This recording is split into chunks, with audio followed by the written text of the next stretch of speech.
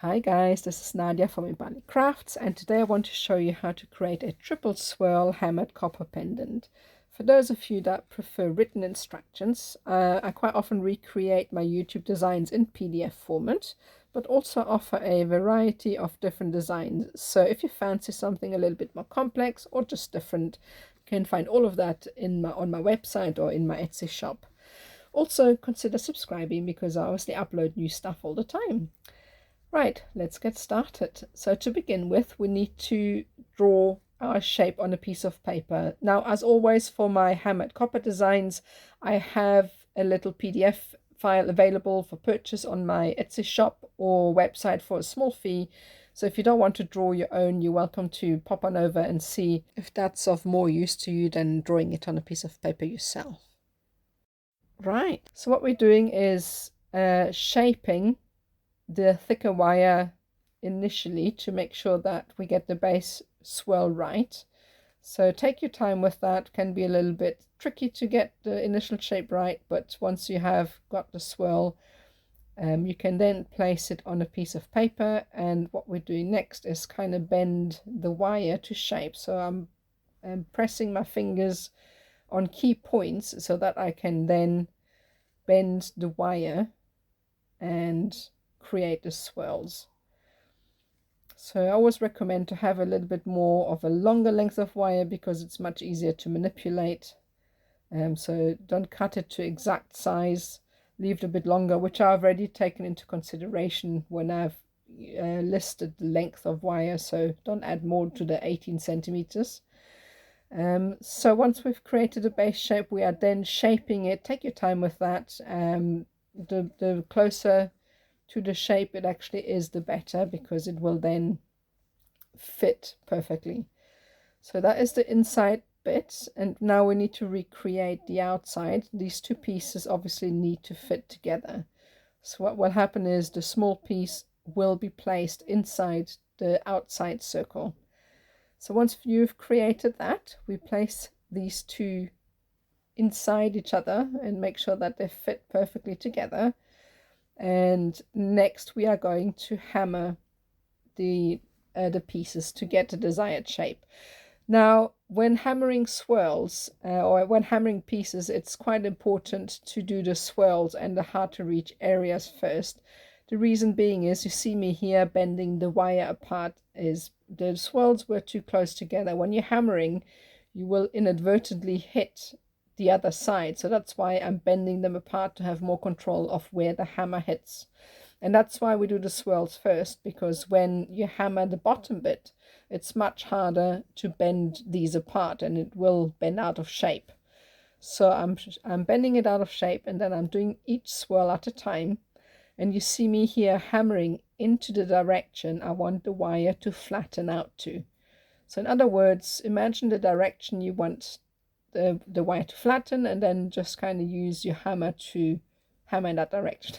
I hope that makes sense. So once you're happy with the shape and look, we are then going to move on to the next section, which is the bigger swirl, obviously, but I'll show you just now. So this is what it looks like. I'm happy with that. So now I'm bending it back together. I've already hammered the outside circle, and we're only hammering the swirl and not the rounded wire, because we're going to attach to that. So don't only hammer the swirls and widen those. So the next step here is to file and smooth out the swirls and make sure that they are straight and without rough edges. And we're going to do the same to the outside. And you're going to need a flat file for that, like so. So the needle file was actually for the swirls on the inside, and the flat one is for the outside. So the next step is to create the first weave. So take your weaving wire and fold it in half. So this isn't very clear here, so I'm just showing you how to attach the two wires together initially, and then I'm going to go through the steps more clear in sort of the next couple of seconds. So the way this weave works, it's once around the inside wire, once around the outside wire, and then once around both wires. So it's a bit fiddly when the two base wires aren't firmly attached yet. So I'm going to go over the steps again in a second. Here we go. So this is what it looks like, and I'm going to go through the whole process again. Now it's less flimsy and I can show you the weave better. So we're going to go once around both wires. Then we are going to go around the top wire once,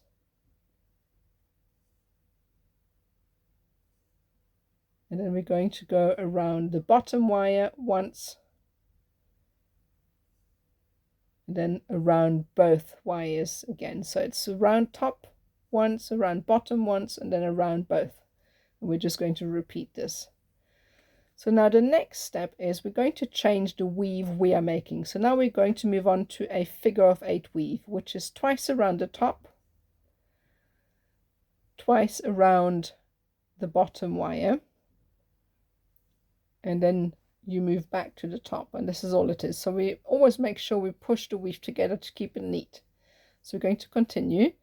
So I'm going to show you here again. So it is, as you move up the weave, you need to add more wraps to the outside wire, because obviously there's more distance and more surface to cover, because there's a circumference that changes, so you need to account for that.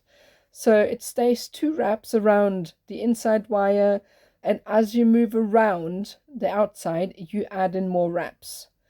So you'll also notice as you get up to the top it's more difficult to keep the inside wire in place, so you need to put your nail or your thumb or whatever is possible for you, and hold the wire in place as you are creating the wraps. And note how now on the outside wire I am using 5 wraps. So as you move up this wrap on the outside, you need to add more wraps. So I do increments. I do 3, and then 3 wraps on the outside for about 5, and then I do 4 for about 5, and then I do 6 wraps for about 5 of these different wraps. I hope that makes sense.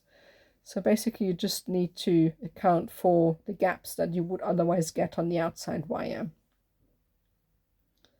And that's what it looks like. So just press your thumb over the wire to keep it in place.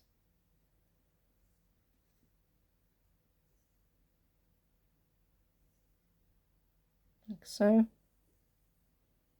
And then make sure that as you weave, you keep the wire in place. You want to make sure it's nice and round and everything fits, because the weaving can distort the whole piece. So just continue until you get to the top swirl.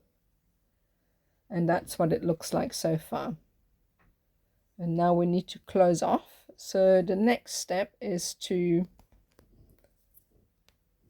add or bring in the weaving wire across. Now what I'm doing here is not really necessary.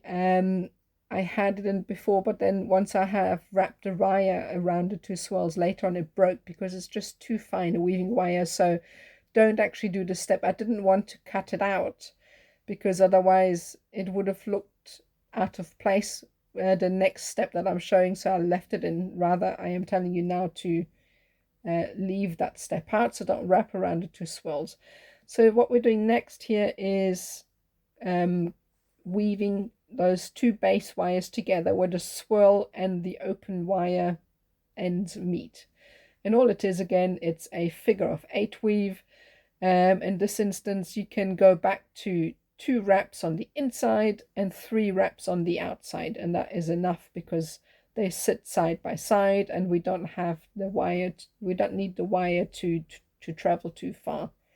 So it's two wraps on the inside wire and 3 on the outside wire. We're just going to continue with that until we have met up with the weave on the left. So always make sure to push your weaves together. And this is what it looks like. So we've got the whole weave completed. The next step is to create the bell with the remaining base wire.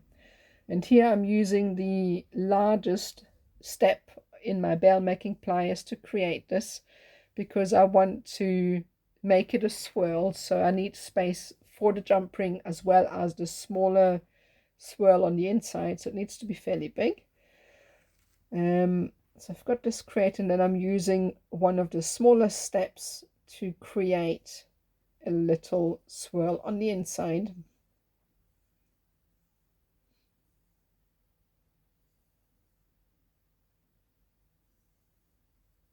And then trim that off. And just take your time with that. Adjust until you're satisfied. Now it's quite important, once you've done this, that this is balanced, because we're obviously going to add a bead to this later on. So the top swirl needs to be in line with the sort of inside swirls to make sure that everything sits balanced and it hangs straight when you have this on a chain. So for that, you can see here I've adjusted the swirl to make it fit for me. So you do the same with yours until you're satisfied with the way it hangs before you add anything. So now the swirl is going to be hammered, but I'm first going to add the bead. I'll explain to you just now why I'm doing this first. So this can be a little bit tricky. I've just used a very small jump ring to attach the bead. So the bead was just attached to a chain that you'll cut to length, and used a little bit of wire with a rosary link to attach to the chain, so you can decide what type of bead you want or how long you want it. And you then just decide where you want the bead to hang. And the reason why I haven't hammered the top swirl is because I want to determine how the pendant sits. So I wasn't quite satisfied, so I adjusted it. You can see the chain is shorter, the bead has shifted, and now I'm happy where the swirl sits, so I can now hammer and flatten it. And the reason being is once you've hammered it, it becomes rigid and very hard to manipulate. So you need to make sure it is in place before you flatten it.